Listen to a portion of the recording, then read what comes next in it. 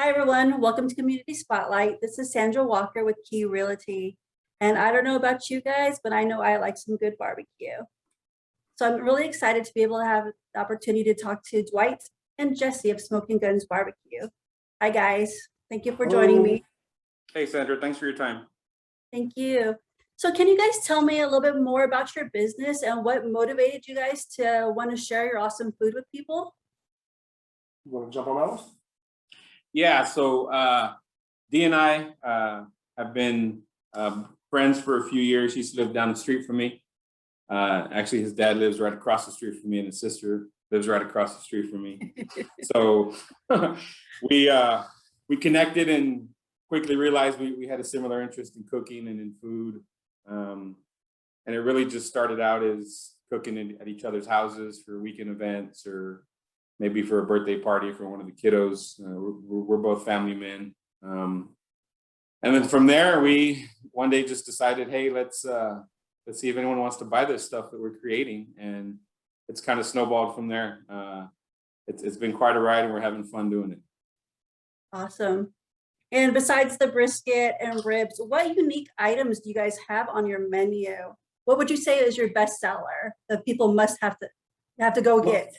What we sell the most of is a brisket sandwich or brisket tacos, right? But the thing that I think that has the most fanatical followers are brisket fried rice. So my mother is half Hawaiian, half Korean, and so she has a fried rice recipe, which I'm sure is not uncommon for people of her descent. And one day we were sitting around and we're like, what if we put our own Texas barbecue spin on it? So we make a brisket fried rice version of that. And people are quite fanatical. They will come and try to buy all of it. Wow. We've had people ask for 8 quarts, and we have to limit people to 1 quart per order because it kind of snowballs out of hand. And we have people messaging us, follow us. We did an event about 30 miles from here, and people followed us from our own neighborhood so that they could come and get it. That's awesome. So it has a fanatical following, and it's difficult to make when you're out on the trailer, and it's time consuming and all of that. So we don't make a lot of it. So brisket fried rice is not necessarily the best seller, but it is the most unique thing we do. So you guys make the rice there on Oh, site absolutely. also? Mm-hmm. Oh, awesome.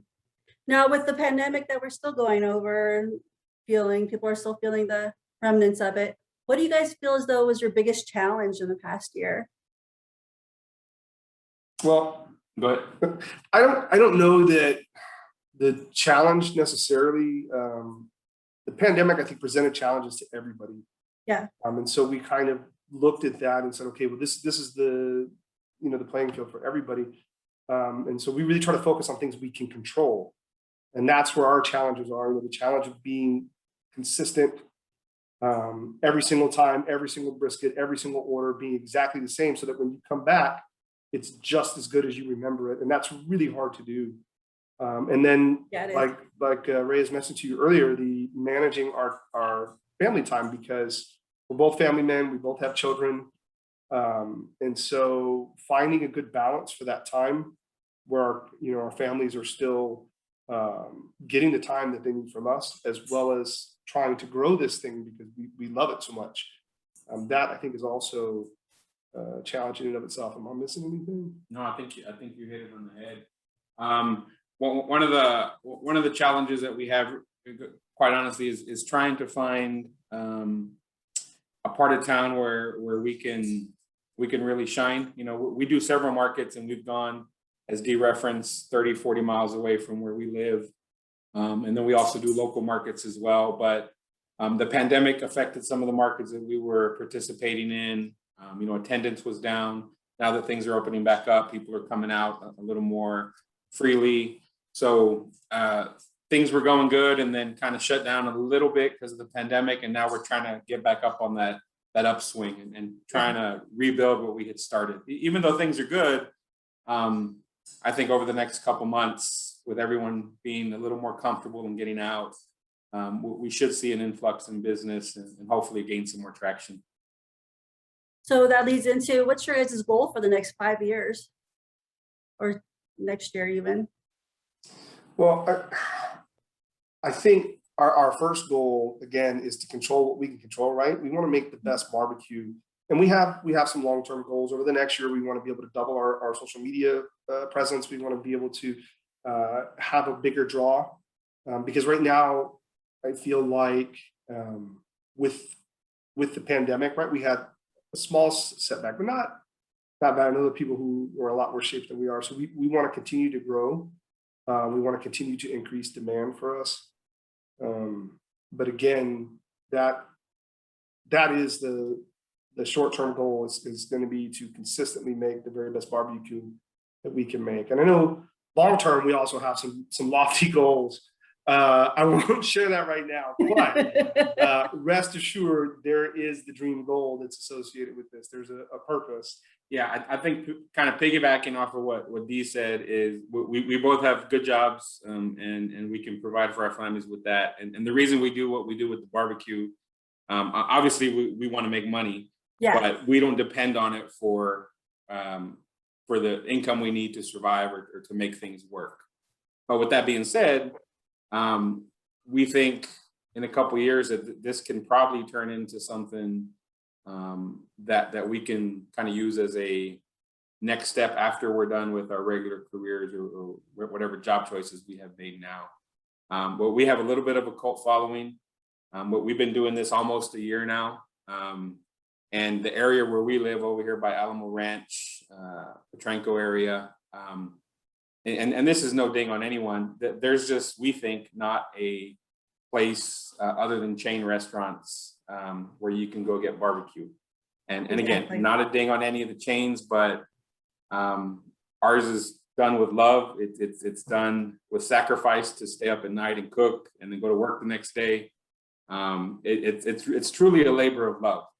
So, and the reason we do it, again, is because we love it, but we hope we can parlay this into something in the future where it becomes a little bit bigger than, or actually a lot bigger than it is now.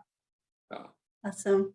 Like you said, you can't, it's a labor of love, and the taste and the food, you could actually taste the love that you guys put into it. And I actually thank you guys for that. Also, you guys touched on the neighborhood. We kind of live in the same neighborhood. What do you guys like about this area?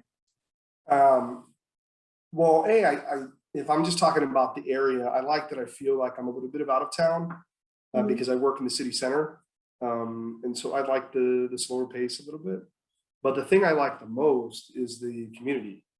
And that sounds silly to say that, but when we tell you we've had community members that we didn't even know approach us like they've gone to events. They're like, man, we followed you out here, and this is the third event we've gone to, and you've been sold out, and we really just want to, to come out and support you guys. And you feel like, man, these people that don't even know us, just they know that we live in the area, and they're rearranging their lives to come and support people that, they get nothing back from. And I think that's pretty amazing. So that to me is really cool. Yeah, we've done a couple events here in the neighborhood as well. When we had that snowstorm, I guess back in February, March, whenever it was, we're crazy enough. We lit the pit, and for 2 days we smoked brisket in the snow. Oh, geez. We have pictures to verify that. We're crazy enough to do that. That was a lot of fun. It was, and the reason we did that was we had seen social media here in the neighborhood where people were tired of waiting in line at the drive-through for an hour of getting food. Stores were sold out, this and that. So we had access to some brisket. So we're like, okay, well, let's cook them and then try to serve the community here. And we did it. First day we sold out, and we had people asking, hey, can you come back tomorrow? And we looked at each other and we're like, yeah, we can. And we did. And we sold out the second day as well. So the community has been super supportive of us. That they might not know us, by name or what street we live on, but if they know we're out, we always get a good turnout, which is fantastic. And that's special. Yeah, it's great for them to support us in that way. And we're so grateful. That's awesome.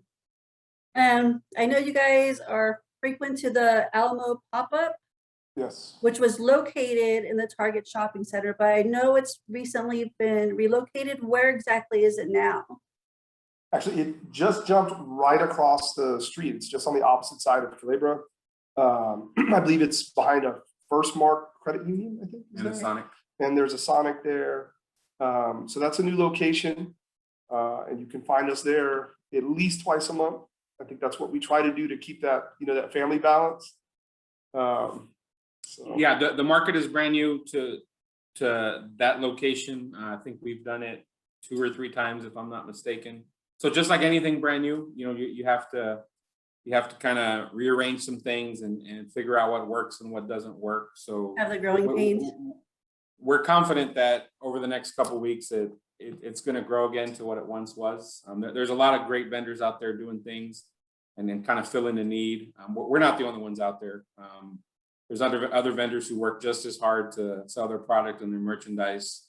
And we're just grateful when folks come out and we see a line. And we had a comment the other day from one of our vendors, or excuse me, one of our customers who told us, the fact that you guys are out here in the sun in 95-degree heat, standing next to a barbecue pit that's running somewhere between 200 and 250 degrees, either A, you're crazy, or B, you love what you do.